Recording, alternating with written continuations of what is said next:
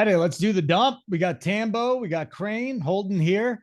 What we do on this show is we run down all the injury report, the big names from the injury reports, and we tell you how you can benefit on DFS. So looking forward to do that today. Before we even start, congratulations, Tambo.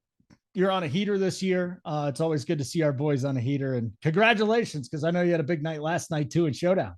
Yeah, it keeps rolling. We love it right now. Like you said, trying to make it worth something though. Last night got a ticket to the Mega this weekend. So hopefully we can take some of this information we give out, apply it, win that, get the $1 million off the ticket. That'd be the nicest thing we could do all year. That's for sure. Crane, how are you doing, man? Not as good as you guys, not as good as Tambo anyways. I'm not shipping anything like Tambo right now, but you know what? It's a new week. Crane week. It's a new week, it's Crane week. It is Crane week. I'm calling my shot this week. Yeah. Are you going straight Olave again? Well, you can. He's not on the slate. Poor Olave, man. Like, all of my Olave love just goes right out the window when Jameis gets hurt. Just straight out the window. Like, I have been Team Olave for, I'm not kidding, months I have been on Olave. And now it's just like Jameis gets hurt, and it's like, well, okay, that was fun. Yeah. It was real. That was a good time. Yeah. It looked good for a couple of weeks, though. It made you look good. I mean, well, that's all I care about. Let's be honest. As well, you should. Well, you should, my man. Let's get right into this, though. The Detroit Lions are the big story to me. We obviously have the Montgomery injury, but we got the Swift is out. DeAndre Swift is out. Amon-Ra is out. Tambo, you know that any backup of DeAndre Swift, his name is Jamal Williams. He's going to be popular. I don't know what to do with this Detroit passing game, if anything. Amon-Ra is a big loss there. Talk to me here. In tournaments, how much Jamal Williams should you have?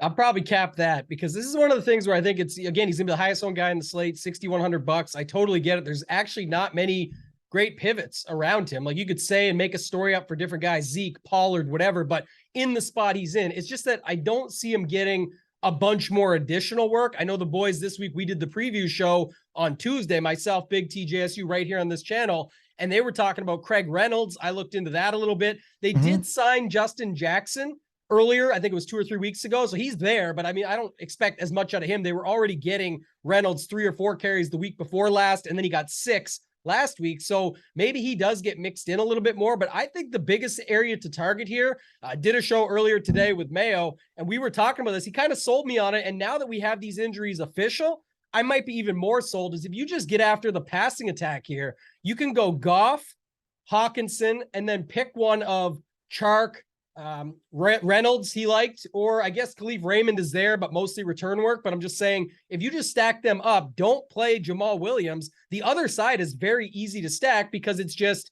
Lockett or Metcalf. Pick one. And it worked. Shouldn't say it worked. It was very close to working last weekend in this very similar spot when we had Seattle, Atlanta, when it was just Mariota, London, Pitts, run it back with one of Lockett or Metcalf. And it was like something huge at halftime. It looked like it was going to be a shootout. Didn't end up being that way, but I do like that the offense has got a little bit more condensed here. And I actually would consider it in tournaments to be able just to jam everything else in. And it still has a big total on this game, Holden. So I think it's actually pretty interesting.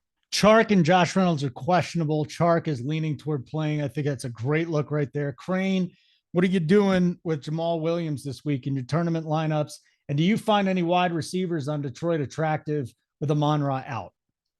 Yeah, I mean, your first question is, what am I doing with Jamal Williams? I'm probably going over the weight on the field. I mean, look, this is one of those spots that I know we can sit here and say, kind of get cute. Oh, well, he might not get all the work. They're going to mix Craig Reynolds in, Justin Jackson. They just signed him. He might get some work. But look, it's a starting running back on a team with a 3.5 touchdown total. He's 6.1K, and we've seen that the coach trusts him, so we know they're going to give him the rock. Now, if you want to play the passing game, I have no problem with that. In fact, I think you can play Williams and either Chark or Hawkinson together. Hawkinson, if I'm in tournaments, is probably the guy I'm going toward. We've seen him get some targets already this season, and at 4.1K, he hasn't really broken out yet. So I think if I'm playing a Jared Goff, I don't hate the idea of going with Hawkinson, but it's important to know, I think you need exposure to this Lions team no matter what. They're going to score points. The prices are just too cheap. Like, I don't think you can go into this Sunday and just say, I'm going to fade the Lions. That would be a mistake. I bet they're under 28.5 once I saw Swift and and Amon-Ra out. But you're feeling like this offense is still going to move it against Seattle. Correct? Yeah, I mean, they have one of the highest team totals on the slate. It's Seattle. It's not like they're playing, the Steelers. It's just this is just a spot I think you absolutely have to get exposure to. And if you don't, I understand the game theory aspect. What if they score 14 points? Yada. I'm saying the most likely outcome is them to score 3 or 4 touchdowns, and you're going to need these guys because the prices dictate that they're probably going to be in some winners. Okay. I'll come right back at you then. Montgomery's out. Khalil Herbert. We're going to side with the chalk donkeys in tournaments, or are you going to be higher owned with Williams over Herbert? I'm going to be higher with Williams over Herbert. I like Herbert fine. Like, this is a good matchup, but it's still a 39.5 point total. And a chalk running back as a dog with a total that low, I don't hate the idea of kind of going under the field. He's 5'7". It's not like we're getting some steep discount on Herbert here. If he was 4,500, I would be all about him. This is the game. This is a strange game because I don't remember a week before. Tambo, maybe you can remember a week when people are going to look at a 39.5 total and say, I can't wait to stack this game. That's what's going to happen because the Giants wide receivers are banged up. Richie James is their number one. Khalil Herbert on the other side. Like, do you remember a week when a total under 40 was going to be stacked up as much as this week? Yeah, well, that's the thing. Like you said, the total is low, but for especially in cash games and stuff, you'll see Richie James, you'll see Barkley, Herbert. Most won't play them together though, so that's why going back to the original question, tying it in with what you just said, Crane, is with Herbert. For me, I have a little bit more interest, just from a sort of a hedge or a leverage perspective, on the fact that I know once people want to play Barkley more than Herbert.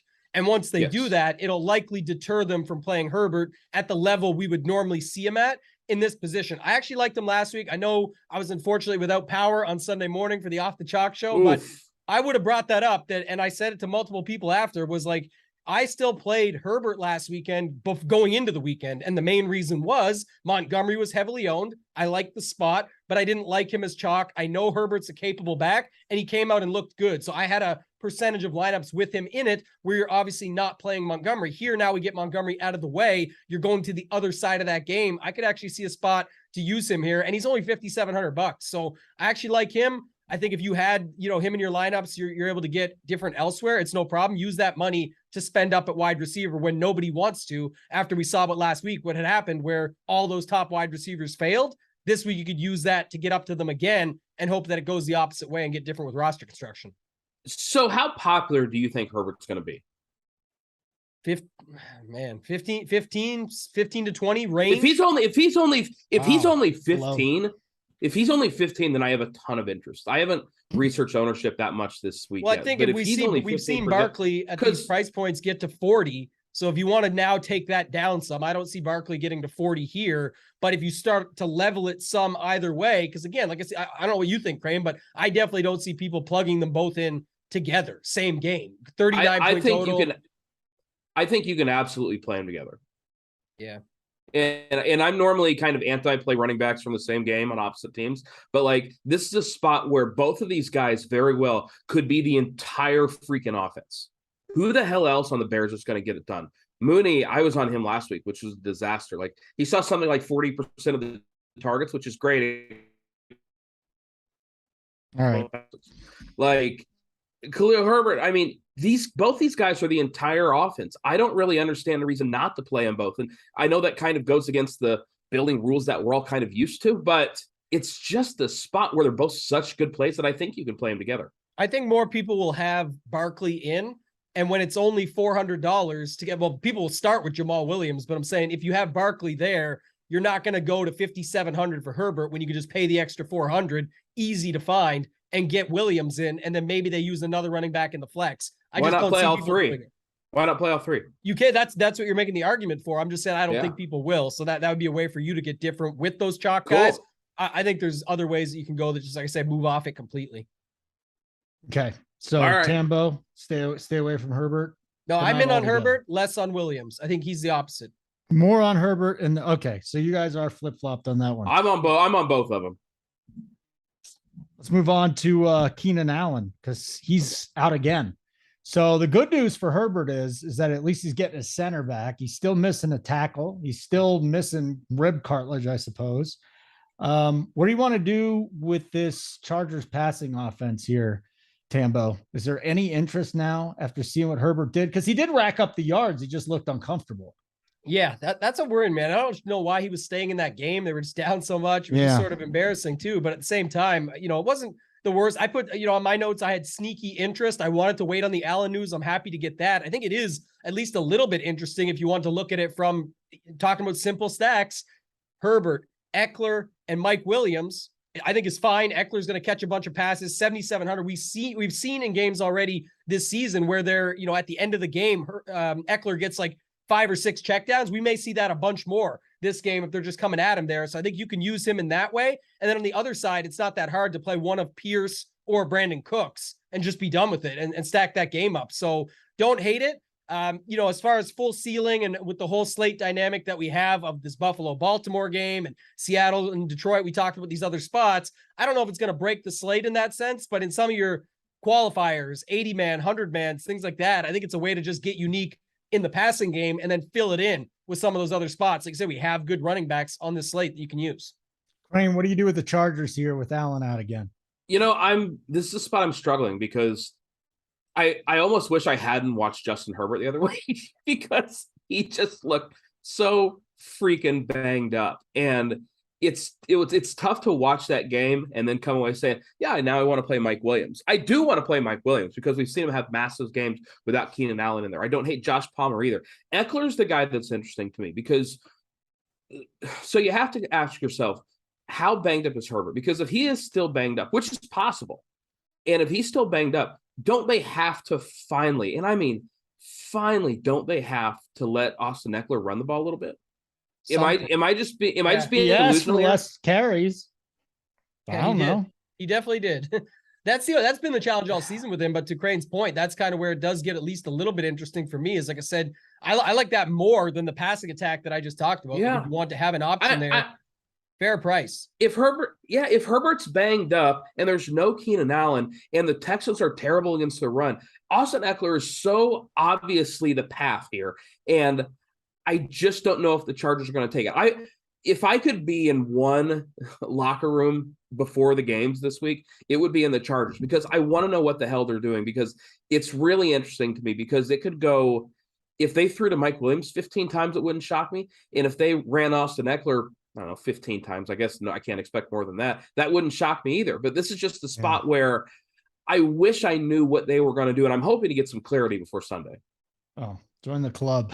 Yeah. If we don't, though, I think that's a good reason to take a shot on it. Like you said, at 7,700, when you look at it right now, you've got Saquon Barkley, who's just above him, who's obviously extremely popular, as we already talked about, and Chubb is going to start getting more love. Remember the week that Saquon was 40% owned, the pivot was to go to Chubb, and Chubb just went off, had 3 touchdowns, et cetera, et cetera. Well, here, I think that's starting to lean a little bit more. A lot of stuff out there right now about Atlanta, and, we know everybody can just crush them, run all over them. So I think Chubb will pick up a little bit of that steam, but I don't know how much of it will actually get to Eckler by the time we hit Sunday. And like you said, with no Allen, not only is he extension of the passing game, it's like I said, maybe with the injury to Herbert and coming back from it, he's got to get another jab, I think, before he goes out and plays this weekend, et cetera. So I think it's definitely an option there at 7,700 just to consider that and move on. And it's tough. That's a tough name to click on. It is. Like, it's really tough to click on Austin Eckler's name at 7,700 right now. I think in tournaments, he's an elite play. And like you said, that pivot off of Saquon, I have absolutely no problem there. Damn, dude's going straight up elite play. I like it. I like the conviction. Well, I'm going to come right back at you with the Raiders now. They're going up against a really good Denver defense. Davante Adams, the question is, McDaniel's smart enough to figure out how to get him the ball. He's a horseshit coach, but no Renfro. Moreau is going to be out too. So back to Mac Hollins and Davante Adams are the 2 guys I'm going to ask you about. And personally, maybe I'm biased, Crane. I don't like firing anybody up against this Denver defense right now. It's weird because this is a decent total, and I don't have as much interest as I probably should. I faded Mac Hollins last week. Obviously, that didn't work out. I watched the Raiders game last week for a while, and Darren Waller had just 2 massive drops in the end zone. He could have had a gigantic game last week. He only had 5 targets, but 2 were in the end zone, and he honestly should have caught him. Like, Waller, if you want to get really weird at tight end, I don't hate hoping that he actually catches those balls because he saw some high-quality looks. Obviously, Matt Collins got the points. I don't hate the idea of going back to Waller at 5'6". What do you think, Tambo, about this Raiders offense? Any interest in Davante? Anybody? Mac Hollins? It's really tough. Yeah, it's a struggle. Like you say, Hollins got there last week. So, of course, that's the thought that's involved. The guys that are out now, like you mentioned. So it feels like it's easier to stack it up as well. Surprisingly, though, that's what I was going to ask you guys.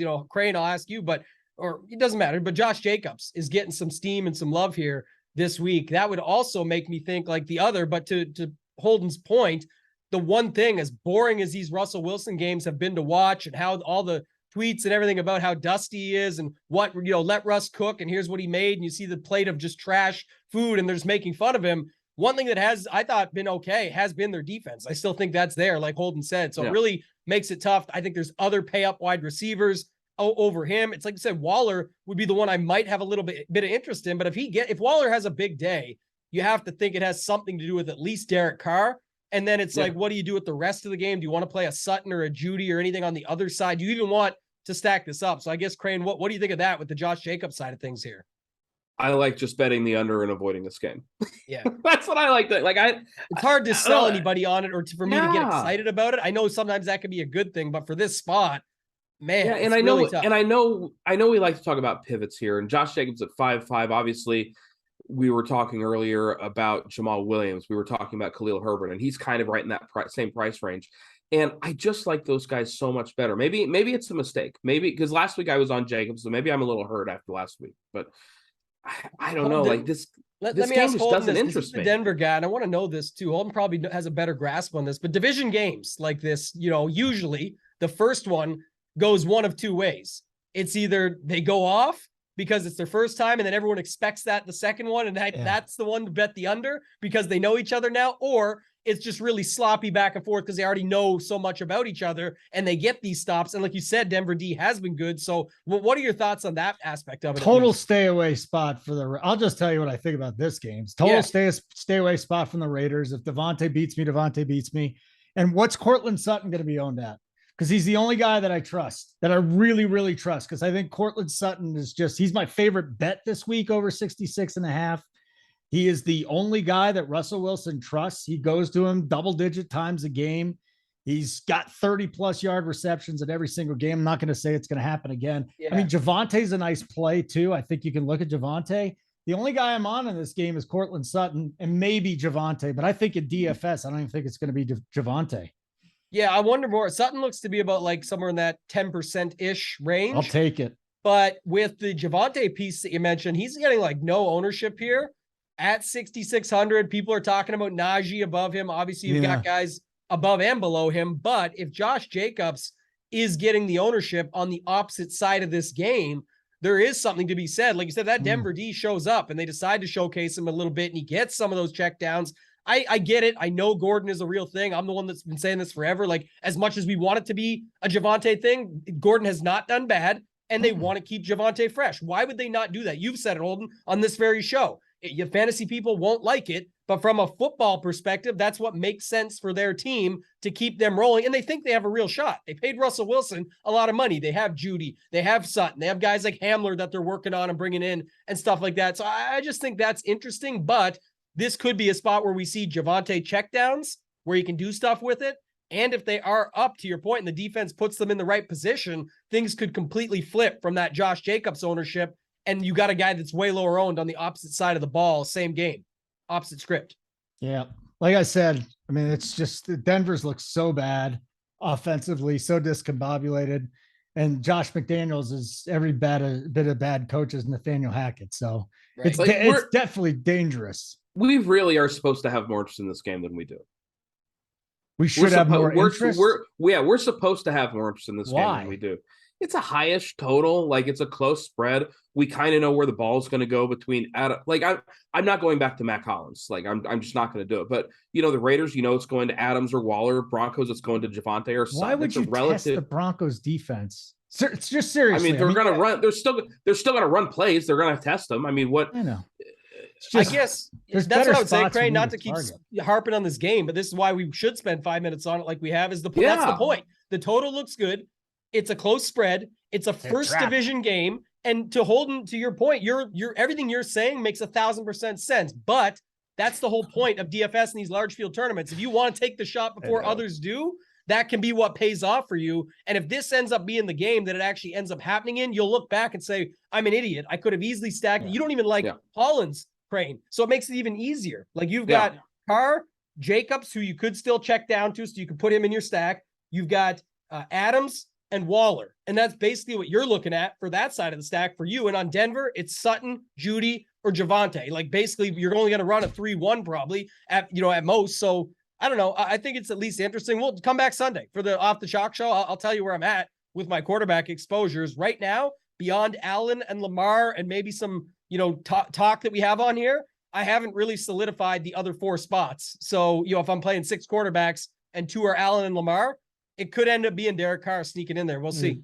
Judy's a mess, by the way. He is. He's dropping balls. He'll make like a night. He really isn't that Wilson and looking his way that much. He's just so explosive, right? You're thinking a 50-yard bomb and he scores a touchdown, and then he pays off. But God, Jerry Judy, between the injuries and now I'm seeing him dropping balls every week, it's tough to trust him too. People are just lumping him in with Lockett and Sutton as DK, and Russ chooses a guy and goes to them. And that's how people are seeing it when they're building their lineups, right? They're saying like, that's how they view Russell with those two and just picking their spot. But to your point, I'm with you on Sutton. If I go one, it's going to be Sutton.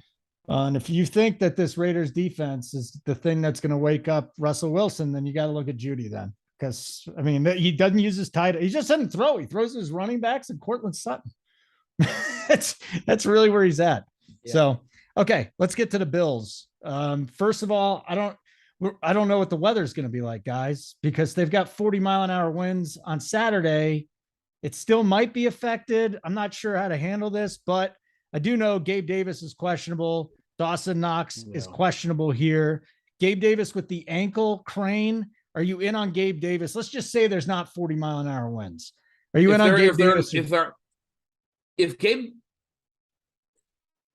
If Gabe Davis plays, I'm absolutely in on Gabe Davis. Okay. Like, this is a guy we've seen in tournaments that just has massive, massive upside. And at 6'6" in this game environment against this defense, it's going to give up big plays. Like, Gabe Davis has to be a guy you come in interested in. Like, I don't understand why people aren't going to be on it. Well, I know why people are going to be on him, because they don't want to pay 6'6" for the production he's shown in Steph Diggs. They'd rather just pay 8-4 for him. But in tournaments, I love Gabe Davis.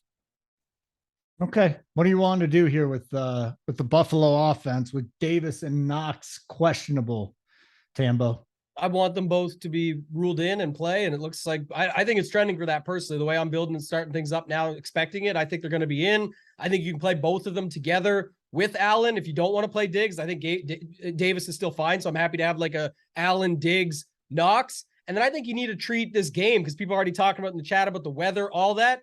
I hope people get off this game, because if the weather is like it is right now, 20 miles an hour with some rain, don't care. It's Josh Allen, Lamar Jackson. When I got 2 of the best quarterbacks in the entire NFL, they're going to be able to find their guys, and think about who they're using. Knox, Andrews, Davis, Diggs. These guys aren't like Davis, maybe, but these guys don't catch bombs. I'm not worried about, they can't throw an 80-yard bomb to Duvernay. Maybe that's your decision that it affects if you're building out your lineups, but they'll be able to find these guys. And I remember plenty of games where Mahomes and Kelsey played in big weather, big wind, all that stuff. And everyone gets off Kelsey at the last minute, and he goes for 180 and a touchdown because they just slice them up over the middle, and he ends up crushing them. They're not throwing these bombs to these guys, and it's guys that are the best quarterbacks in the league. So if the weather gets crazy, we'll know it on Sunday. We'll talk about it there. But as of right now, I got a lot of interest in this game like everybody else. And I think one of the ways that we'll just drop on here, Holden, just to be unique in it, as hoping that he plays, is Knox, is either use Knox instead of Andrews,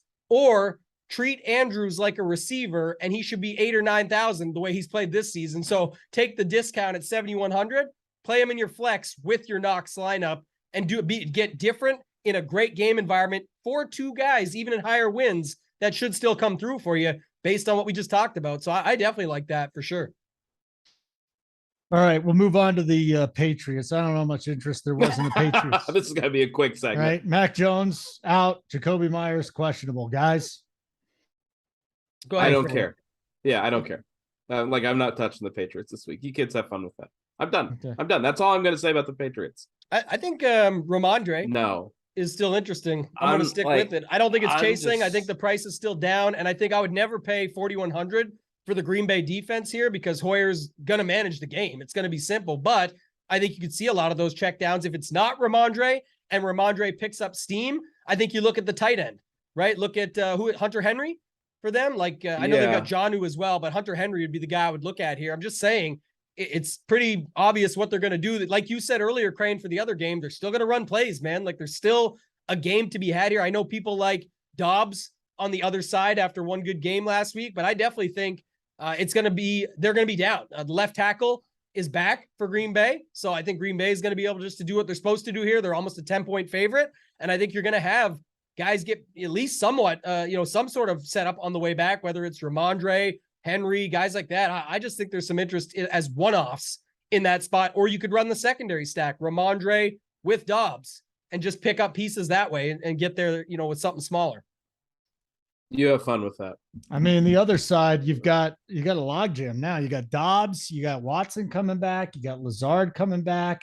I just don't see Rodgers. I mean, I think Dobbs is pretty clearly like established himself now. Like, am I wrong here? It's because these Lazard's other guys are coming back. Yeah, I know, but I mean, Dobbs is still 4,500. I have no problems at all with Dobbs. Don't hate these running backs. Like AJ Dillon's actually seen more carries than Aaron Jones this year. And I don't hate the idea of paying $6K for Dillon. We were talking about pivots off of a guy like Jamal Williams or Khalil Herbert. I think Dillon's really interesting. Okay. Anything on the wide receivers there? No, nothing else for me. What's the deal with Sammy Watkins right now? I didn't see anything. Doesn't he have a hammy? He's been out. Yeah, that's what I thought. I knew we were waiting on Watson news, but I forget what it was. No, he's cooked. I don't even. Yeah, he went on IR. That's what I thought. Yeah, so that's why I was just going back to what Crane said. Even with Watson, Lazard, everything there, I still think Dobbs is still going to be in play here. And he came through last time when he went to the offseason. That's the guy Rodgers was talking a lot about. And so I still think he's an option here. You wanted to switch it up and go to Watson, try and get a little tricky or zig when they zag. I got no problem with it. I'm just saying I think there is something in this game, the back and forth, and they may be able to actually put up some decent fantasy day, surprisingly. Okay. Let's just a couple more to get to here. CMC questionable tag. You want to mess with them this week? No. No, I just don't like the setup anyway. It's not you're not gonna get much at what is he, 87? Yeah, he's 8,700. Like at some point the guy has to show me something if I'm going to pay that much money for him, and he has to show me something after 2020. I just can't do it right now. Like Baker's very clearly not throwing to him. Like Christian McCaffrey was very good to us all for a very long time. I think those days are kind of done, at least as long as Baker's under center. So I like being able to cross people off. Okay. Like I like to cross teams off, like that Patriots squad. Yeah. Could you make an argument for Ramondre? Yeah, I guess, but I'm crossing them off. I'm doing the same with Christian McCaffrey and this entire Panthers offense. All right. Last one. We'll go back to Shaq Leonard. Every week we do a Darius Shaq Leonard finally expected to play. You got Derrick Henry this week. Any thoughts on Derrick Henry from both of you guys, whether Leonard's in or out? Crane, Derrick Henry. Man, I'll tell you, he made us look pretty stupid last week, didn't he? Because we were all off. At least I was. I'm not going to mess with Henry. Like, he looks old. Looks like, he's running in quicksand. Then he just absolutely goes off against the Rams. And at 8,300, like, I don't think I'm playing him this week, but I get it if you do, because he has absolute slate breaking upside as he showed last week. But I still think I'm going to take a hands-off approach. What about you, Tambo? Last week was the perfect setup. That's how you get to Mac Hollins, right? If you play Mac Hollins across from him last week, you had the perfect secondary stack in tournaments. And when everyone was paying up at wide receiver, you went different and paid down while paying up at running back with him. I don't have love for him here. I like Jonathan Taylor on the other side. That goes back to the Christian McCaffrey one from before and this now to talk about that game. And then one last thing, Holden, I'll flip it back to you. Someone mentioned in the chat. We didn't talk about it. I know that these guys are coming back, but Bobby Tunyon is for Green Bay. If people are going to go to Dobbs this week, I think Tunyon, same spot as Andrews, went 889 and 2 last week. And Tunyon got 7 targets. So, starting to pick it up. We know last season there was some big games with Rodgers there. So I think he could be a good spot to go to if everyone's going to play round 2 of Romeo Dobbs, where you can just go to play Tunyon instead as sort of a leverage spot within that team. So nothing else for me on the Tennessee side, though, with Henry there. I don't have anything. Okay. Pittman. All right, guys, we ran through it. Yeah, sorry. Lot going on. And let me see here. We just got the Commanders report here. Let me just flip through this real quick. No big injuries on one side. That doesn't even Gallup's back. I mean, that's nice news, right? I forgot to ask you about Gallup. I honestly don't think it moves the needle at all. Like, they were feeding Lamb anyways, and now maybe it takes a little bit of coverage off of Lamb, but I don't think it really moves the needle at all for me, because I'm not playing Gallup in his first game. What if Schultz plays? It doesn't move the needle for me. Okay. Like, this is another one of those games I just don't have a lot of interest in. Okay. I see some points getting put up in this game, believe it or not. Okay. It's wild that's what I was going to say. Every time I keep thinking about this game holding, though, I go look at it, it's like 41.5. I know that means that it's week 4. It's the Commanders defense, man, and they're just going to air it out. And you don't like Cooper Rush, you don't like fucking Wentz, but how much is the Commanders defense in DFS? Ooh, it should be $0. It should be $0. 2,600 against Cooper Rush. Yeah, I'll find the 900 to get the Dallas D on the other side. Because I'll play the Texans. You've been able to crush Wentz so far. The first 3 games. So I'm happy, and Dallas looks good, right? Their defense just showed up again last week on Monday Night Football. I thought they're fine. So I have 3,500. If most are wanting to pay down for Giants and Bears, and you just mentioned holding in the Texans, I'm finding the money. It's just not that hard. This is the thing about this slate that's different to close it out, but there's not a lot of high-end wide receivers like we had last week.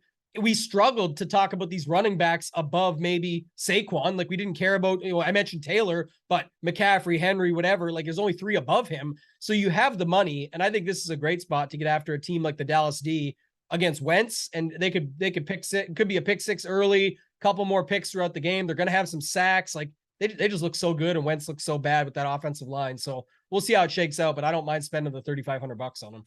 All right, so how about a like on the way out? We didn't talk about likes. Just wanted you to enjoy the show today. That's great. Hit the like button on the way out. If you're not watching this live, you could still do that. It'll help us out.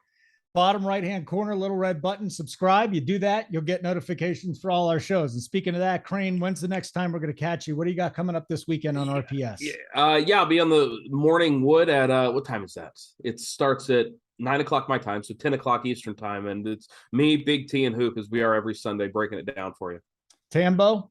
What do we got back Sunday before that, right? 8:45 Eastern, the early show. Off the Chalk, myself, AP, JT Hayes. We'll have all the updated ownership information. We'll be able to break it all down. Final thoughts, exposures, all that stuff for you guys where we're sitting. Talk about roster construction, all things help you build your lineups, get ready for the day. And right after the wood, if you're a subscriber, we got our premium show. JSU, Dunkel from the bedside, myself will take you up to lock in the final countdown, answer your questions, get you the final injury reports, et cetera, et cetera. For Tambo and Crane, I'm Holden. Helmet, get us out of here.